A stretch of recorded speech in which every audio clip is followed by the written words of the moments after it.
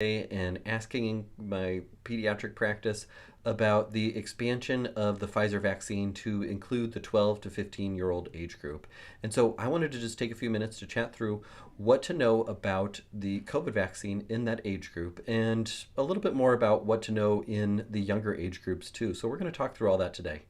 There's a lot of confusion and impatience and excitement about the possibility of another younger group of people getting vaccinated against coronavirus.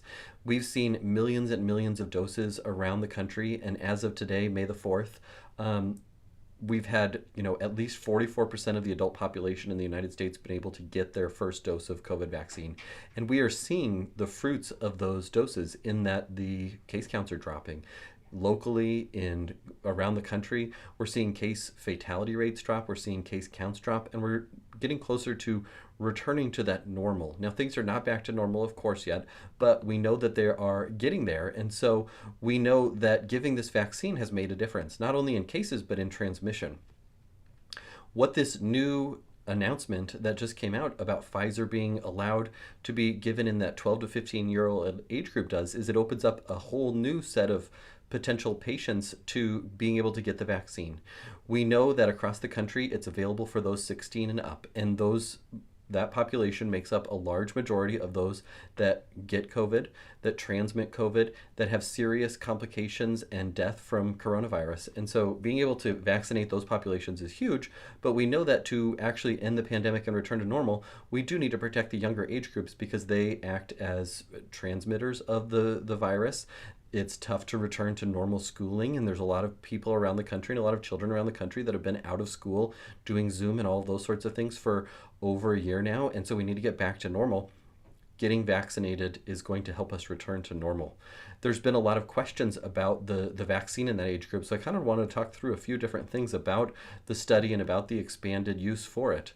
What we know and what we've learned is that the vaccine has been studied in the 12 to 15-year-old age group, and it's been found to be safe. Now, there's been papers released about the actual study, so I will just allow you to Google those if you're so inclined. But what I'll tell you is the safety profile looked very similar to adults.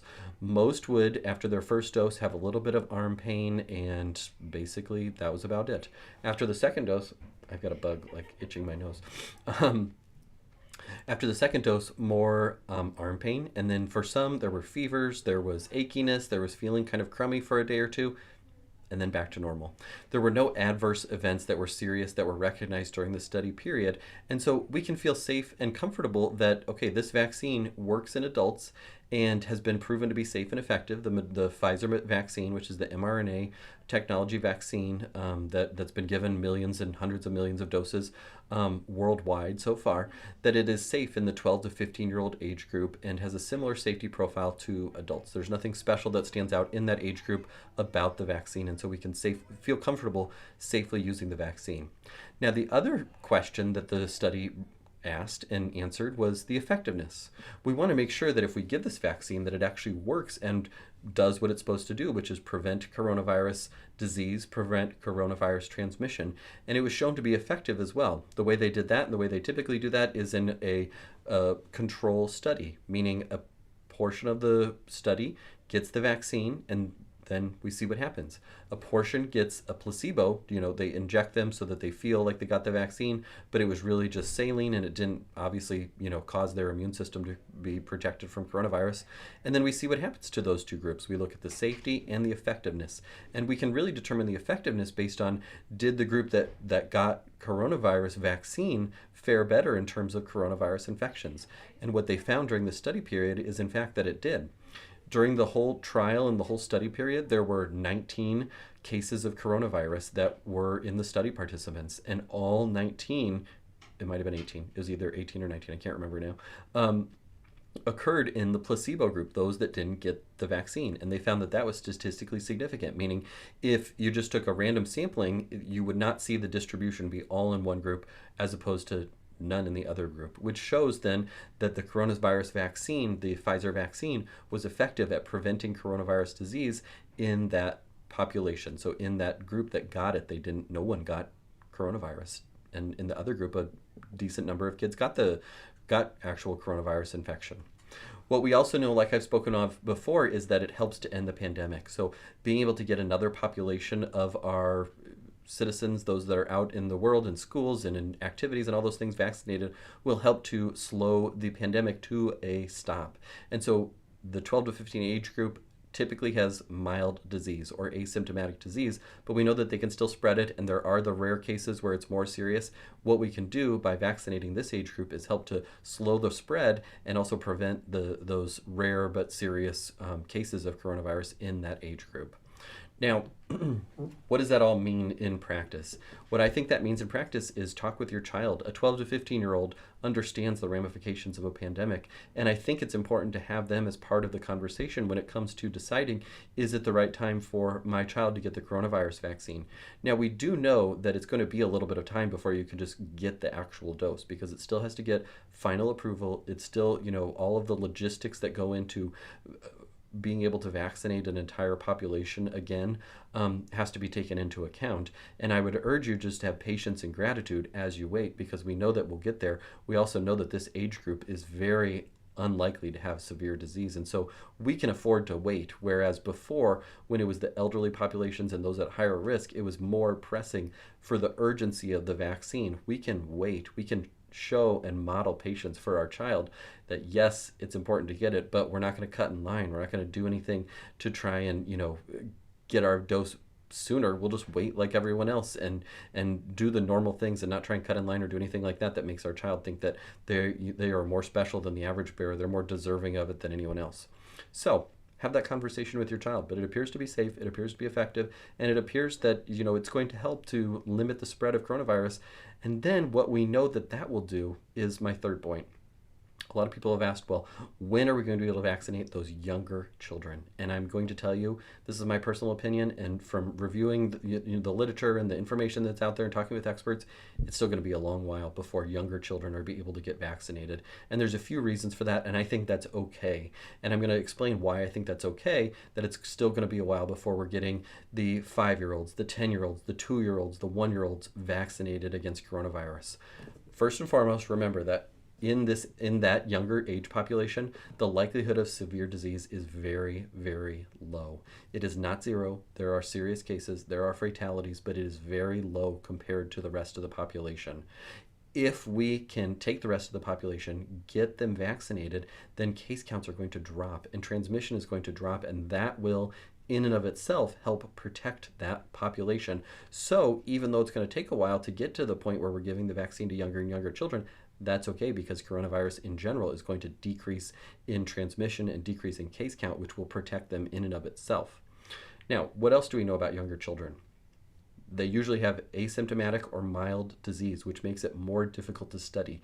It's going to be difficult to devise a study that is large enough that we're able to test the efficacy the way that we did in the 12 to 15, the way that we did in the 16 plus, the way that we did in adults and the elderly, because most of them do not present for their illness. Many are asymptomatic or have very mild disease and just go on their merry way while they have coronavirus. What that means is it's going to be hard to do a study that's large enough, first and foremost because it's hard to recruit for that study population, and secondly, it's going to be hard to get the signal that you would in an older population where they're out about in the world getting exposed to coronavirus on a regular basis and either getting the disease or being protected by the vaccine. It's just going to be more difficult and more challenging to do that sort of study.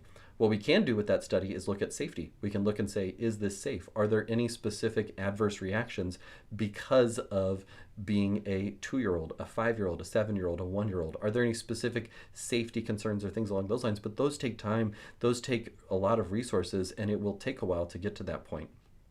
And the other point that I would make would be that that's okay, and that we want to get this right. We want to do what's right for our children. We want to do what's right for our country. We want to do what's right for continued trust in the medical establishment, trust in vaccines. And so it's going to take time because we don't want to rush this specific age group because the risks are higher if there's something that we haven't detected as a specific adverse event because of this. So it's going to take time to get there. I am sure of that. Now, what else should you know? Like I said, patience and gratitude are important as we go through this.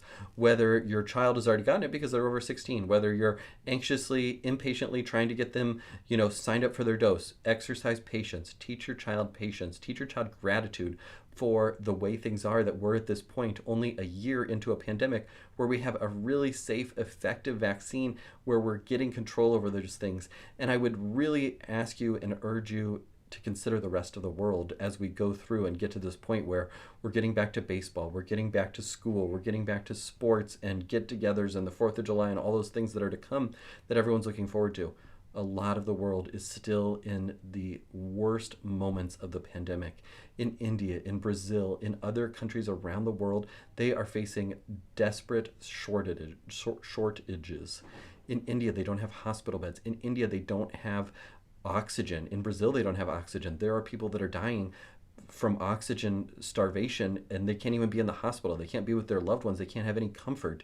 And we know that getting them help is as important as helping ourselves.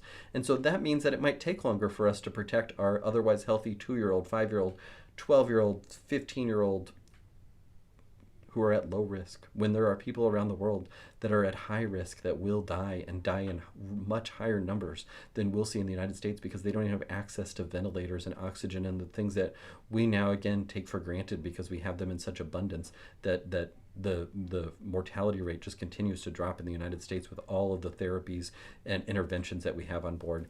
So I would urge you to make sure that as you go through and you get a little frustrated that it's taking longer than you expected, or you're getting impatient with trying to get on the website, or you're really frustrated that they're not going to have doses for your 5-year-old or 7-year-old or 10-year-old for a time still, I would really urge you to step back and think, well, how can I demonstrate to my child that that's okay? And how can I model for my child what patience and gratitude for where we're at and concern for fellow human beings around the world looks like? I would urge you to do that, and I would urge you to just take a moment and reflect on what this year has been and what it means to have these vaccines available and what it's going to mean for the future of our children, for ourselves, for our country, and for our world. So I hope this has been helpful. I hope this has given you a little bit more information and brought to light some of the issues that we're facing.